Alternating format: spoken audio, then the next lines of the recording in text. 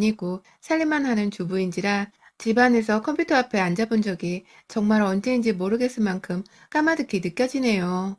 평소 같으면 지금도 아이들을 재워놓거나 숙제 하나 던져놓은 뒤에 밀린 설거지를 하거나 애들이 어질러 놓은 집 정리를 하면서 시간을 보내고 있었을 텐데 오죽하면 내가 이런 집안 얘기를 만천하에 알리겠다며 사연을 적어보고 있네요. 저는 10여 년 전 세상 물정을 알 리가 없고 모르는 것이 더 많았던 철없는 26에 남편에게 시집을 왔습니다.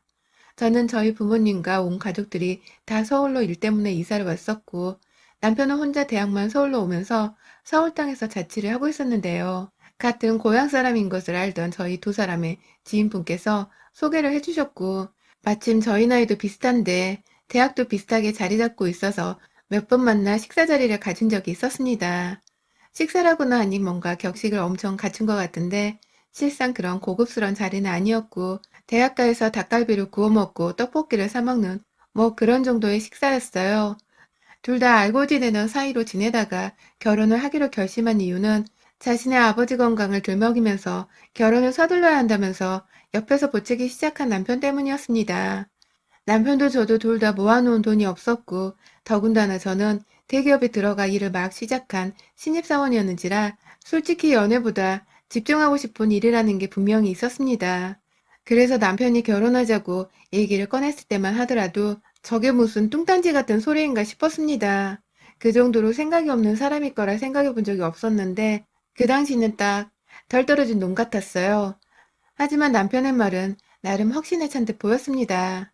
자신의 아버지는 자기에게 무엇보다 소중한 존재시며 그런 아버지가 돌아가시기 전에 내가 평생을 사랑할 사람과 아이 낳고 잘 사는 모습을 하루빨리 보여드리고 싶다며 아버지는 어머니와 그런 뜨겁고 진실된 사랑을 나누지 못하셔서 늘 자식들에게 미안해하고 또 자식들만큼은 그런 삶을 살지 않기를 바라는 분이셨다면서 그걸 본인이 저와의 결혼으로 증명해 보이고 싶다 하는데 그 말을 듣고서 미친놈이라고 말을 하려니 괜히 미안하고 숙연해지더라고요.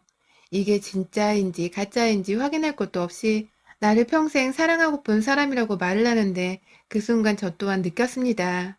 이렇게 나를 많이 좋아해주는 사람을 또 만나기 힘들 것이란 거 말입니다. 다소 위험한 도박과도 같은 결혼이었습니다. 내가 이 사람과 결혼하고 아이 낳고 살게 되는 그 순간부터 분명 난 나를 위한 시간은커녕 내 부모님을 위한 시간조차 없이 남편과 아이 그리고 시댁에 헌신을 하며 살아야 할 텐데 내가 과연 잘 살아남을 수 있을까 싶은 여자들이 한 번쯤은 할 만한 그런 고민들을 엄청나게 했었네요. 그리고 결혼하고 나니 아니나 다를까 상황은 예상했던 것보다 참담했습니다. 분명히 시아버지가 아프다고 했었는데 남편의 말과 달리 시아버지는 어째 볼 때마다 회춘을 하시는 듯 젊어지셨습니다. 남편이 한 말 중에서는 시아버지와 시어머니 사이가 좋지 못하다는 것만이 진실인 것 같았고요. 시아버지는 시아버지대로, 시어머니는 시어머니대로 두 분의 사이가 좋지 못하니 오오만 관심과 흥미가 죄다 저희 자식들에게로만 쏟아졌어요. 두 분이서 같이 전화를 하셔도 될 것을 따로따로 집안에서 말 한마디를 서로 섞지를 않으시는 바람에 번갈아 전화가 와서는 제 안부를 묻고 남편의 안부를 물으셨고요. 안부를 묻는 것만 하셨다면 제가 참 감사했을 텐데 덤으로 아이 얘기도 꼭 물어보면서 임신에 대한 부담을 안겨주셨습니다. 처음엔 첫째를 낳기 전까지만 해도 아니 첫째를 임신하고서 성별을 알기 전까지만 해도 내가 나이 들어 죽을 때가 되었는데 그 전에 애기는 꼭 한번 안아보고 싶구나. 라면서 만약 아이만을 가지면 자신들이 가지고 있는 재산을 다 주겠다며 아주 벼랑간 누가 들으면 재벌이라도 된다는 마냥 입을 떠벌렸습니다. 시아버지는 특히 허풍이 정말 심했는데요. 시어머니가 애 빨리 낳으라는 소리를 하고 나면 바로 전화가 와서는 오늘은 네 시어머니가 애 낳으란 소리 안 하더냐? 라면서 약을 올리려는 것인지 물어보셨고 재차 빨리 애를 보고 싶단 소리를 하곤 전화를 끊으셨어요. 그러다 제가 첫 딸을 낳고 나더니 아버님은 살짝 기분이 나쁜 듯 보였고 그 와중에 제가 자식을 낳고 나서도 눈치가 보여 살살 기고 있는데 옆에서 시어머니께서는 대놓고 머리를 싸매고 들어 누우셨답니다. 아들인 줄 알고 기껏 잘해줬더니 딸을 낳았어. 라며 저를 째려보던 시어머니의 당시 말씀은 도저히 제 상식 밖의 일이었는지라 지금도 도저히 잊을 수가 없네요. 그렇게 저는 딸을 낳고서 시부모님께 제대로 출산 축하를 받지도 못했고, 저희 남편은 그저 어른들이니까 이해를 해달라고만 하며 저를 달랬어요. 그 수모를 겪고도 시부모님이 아들을 기다리고 계신다는 생각에 몸을 추스림과 동시에 둘째 계획부터 세웠고, 미련스러웠던 것을 잘 알고 있었음에도 불구하고 결국 저는 이내 둘째를 가지게 되었습니다. 그 둘째가 딸이라는 것이 밝혀지고 셋째도 그리고 넷째를 낳을 적에도 딸이라는 사실에 시어머니는 완전히 제게서 아이 문제 말고는 말을 걸지도 않고 연락도 해오지를 않으면서 철저히 남마냥 대하고 사셨고요. 저희 시아버지는 아무리 그래도 내 딸이라는 것이 너무하지 않냐? 라면서 늘 저를 보기만 하면 핀잔을 내려놓았습니다. 저는 둘째를 낳자마자 도저히 일과 육아를 병행할 자신이 없어서 육아휴직을 다 쓰고서 동료들한테 욕까지 먹고 진상마냥 일을 그만두게 되었고요. 그 책임감과 미안함이 너무 컸지만 아이들 생각이 도저히 사라지질 않아 결국 일을 그만두며 온전히 경제력을 남편에게 의지할 수밖에 없게 되었죠. 다행히 남편이 결혼 당시 모아놓은 돈은 없었다만 벌어오는 돈으로 넷을 키울 정도의 넉넉함을 느낄 수 있었고, 시부모님께서 마냥 헛풍만은 아닌지 츤데레 같은 시아버지는 아들 못 낳았다고 흉보시는 와중에도 다달이 육아용돈부터 아이들 선물이나 옷 등 자잘한 것들을 많이 사주시고 또 도와주셨기 때문에 경제적으로 힘든 것은 없었습니다. 결국 이 집안에서 살아남기 위해서는 온전히 아들을 낳아야만 며느리 취급을 받고 정신적인 스트레스와 갈굼 없이 살 수 있는 것이었죠. 셋째를 낳을 때부터 이미 몸이 좋지 못했고, 넷째를 낳을 때에는 요통 때문에 복부살도 어마무시하게 늘어난과 동시에 완전히 만성 통증을 겪다가 관절통까지 와선 제 몸이 정말 말이 아니었거든요. 게다가 치질까지 걸려 극도로 예민해 죽겠는 와중에 남편까지 애 넷 낳은 아줌마가 여자로 보이지를 않는 건지 신혼 초보다 훨 사람이 차가워지고 애정 표현도 없어져 섭섭해 죽겠던 상태였고요. 오로지 기댈 곳이라고는 친정밖에 없었는데 친정은 그 와중에 30 넘어 여전히 취직을 못하고 있는 저희 남동생 때문에 분위기가 또 초상집이었고요. 아, 진짜 내가 남자 하나 때문에 왜 결혼을 해가지고서 무슨 태아 출산 공장도 아니고 이 모양으로 살고 있나 싶어 제 심정도 늘 초상집이었습니다. 그 와중에 자라나는 아이들이 예뻐 죽겠고 내 피부칠할 생각에 무작정 육아를 외면할 수도 없었고요. 보통의 워킹맘 육아맘들이 겪던 걸 다 겪어내면서 저와의 싸움을 매일같이 해나가고 살던 저였네요. 그런데 문제는 아들 낳길 강요하던 시어머니의 괴상한 시집살이가 여기서 끝이 아니었다는 겁니다. 단순히 저를 여자로서 며느리로서 무시한 채 온전히 아들 못 낳는 것에 초점을 두고 깔보던 시어머니의 시집살이는 정말 완전히 빙산의 일각이었어요. 제 몸이 부서져가고 있고 체력이 힘에 붙여 일상생활까지 힘들어하고 있었는데 지난해 중순에 시어머니는 시아버지를 억지로 끌고서는 서울로 이사를 왔습니다. 돈도 없어 기존에 살던 집을 팔고 무작정 전세를 얻어 서울에 온 시어머니는 옆에서 시아버지가 무슨 생각인지를 모르겠다며 걱정하시는 와중에도 며느리가 우리가 옆에 없으니 정신 못 차리고 주구장창 딸년만 낳는 거 아니겠어요? 당신 나한테 서방 노릇 못하고 사는 거 참여도 할 겸 앞으로 나 말고 며느리한테 신경 쓰면서 주구장창 아들 낳으라고 잔소리를 해요. 그래야 얼른 손주를 볼 거 아니야. 애 나이가 내일 모레 40이야, 40. 라면서 앞에서 다 듣고 있는 저를 보며 화를 내는데 왜 시아버지가 시어머니랑 사이가 안 좋은지를 시어머니 말하는 꼬라지를 볼 때마다 각성이 되는 듯 매 순간 알겠더라고요. 저렇게 성질머리가 독하고 표악한데 세상 어느 남자가 저런 여자를 좋아할까 싶어 급기야 제 눈에는 저한테 시어머니와 마찬가지로 아들 낳으라고 잔소리를 해왔던 시아버지마저도 왠지 애처롭고 딱하게 느껴져 갔어요. 그러던 중 시어머니는 급기야 작년 내내 5자를 당장 가지라는 말씀을 하셨고요. 그것을 계기로 하루도 빼먹지를 않은 채 아들 안 낳으면 평생을 우리 집안에서 며느리 대접을 받을 생각을 하지 마라. 라는 말씀으로 제 가슴에 대못을 박더니 제가 옆에서 지켜보기만 하고 있는 남편에게 도움을 요청해봐도 이젠 남편조차 완전히 저를 이해해주지 않는 듯한 모습이었어요. 이미 애를 넷이나 낳았는데도 딸이라니 이게 뭐야. 자녀 계획을 당신이 다 망쳐놨어. 라는 말과 함께 자식을 같이 낳아놓고서 남편조차도 딸만 주구장창 낳은 것을 제 탓으로 돌려버렸고요. 언젠가부터 지 엄마를 아주 쏙 닮아가서는 사람한테 말을 하는 게 아니라 거의 아랫사람을 대하듯이 윽박만 지르고 상대방 기를 죽이지 못해 안달인 화법을 쓰는 바람에 저는 남편이랑 대화를 나누면 나눌수록 대화가 통하기는커녕 완전히 제 기까지 다 빨려버려서는 겁에 질릴 정도였습니다. 정말 나이가 들어갈수록 지 엄마를 쏙 빼닮아 가는 게 징글징글한 지경이었죠.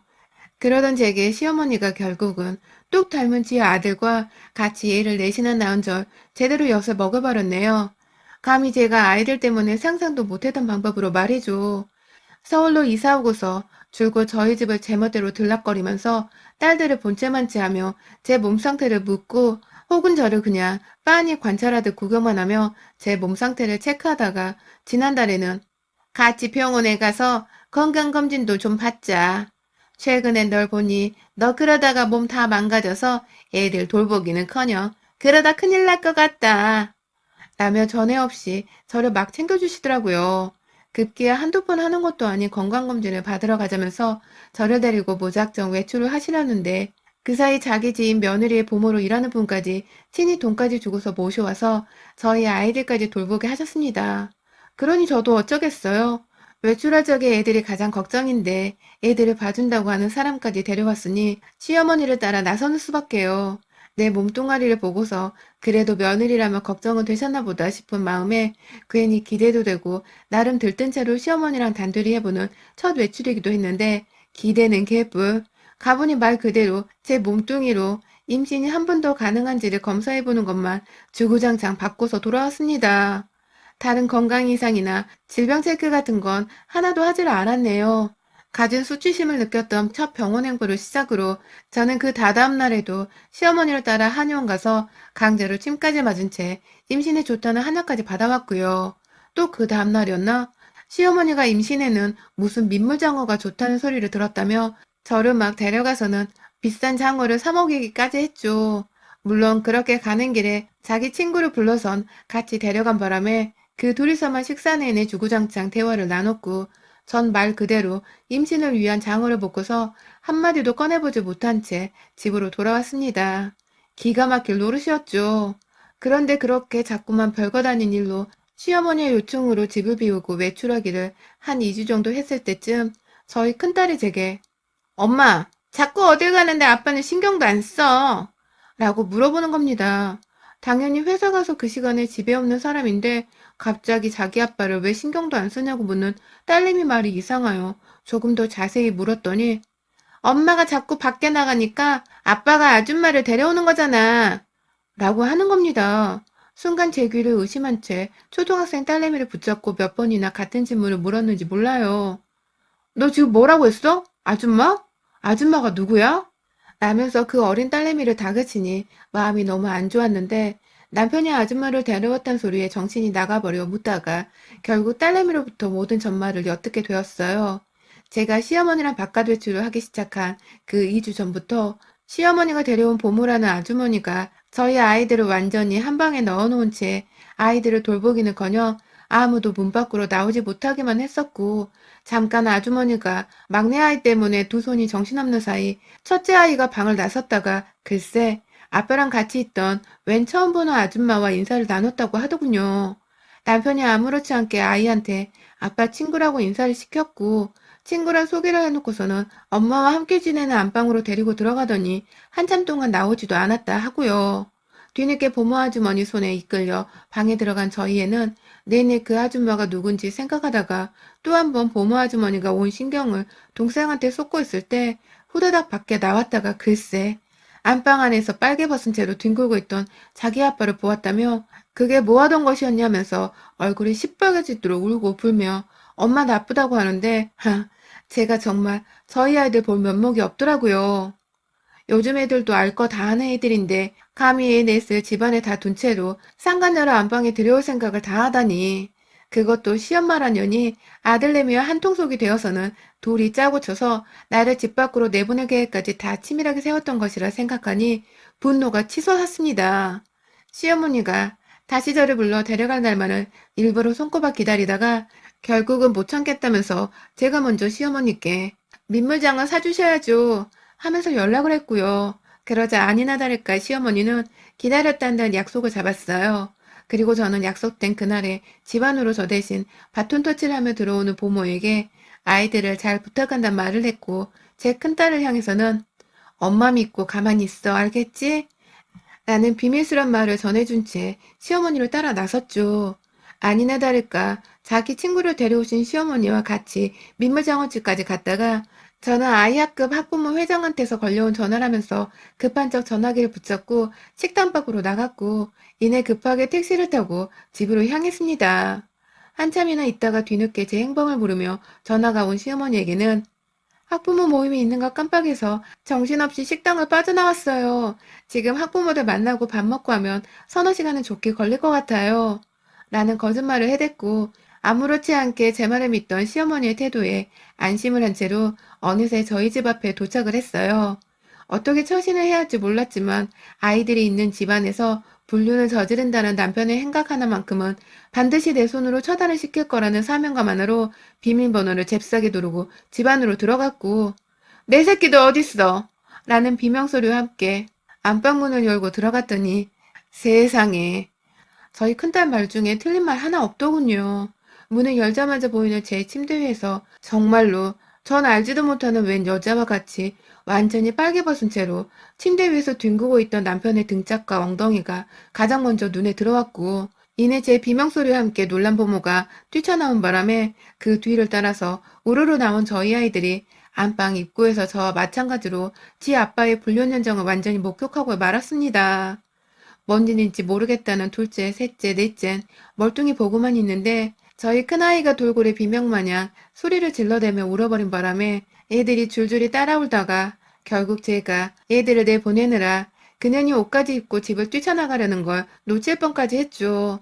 감히 내 새끼들이 있는 집안에서 내 서방이랑 그 짓을 해?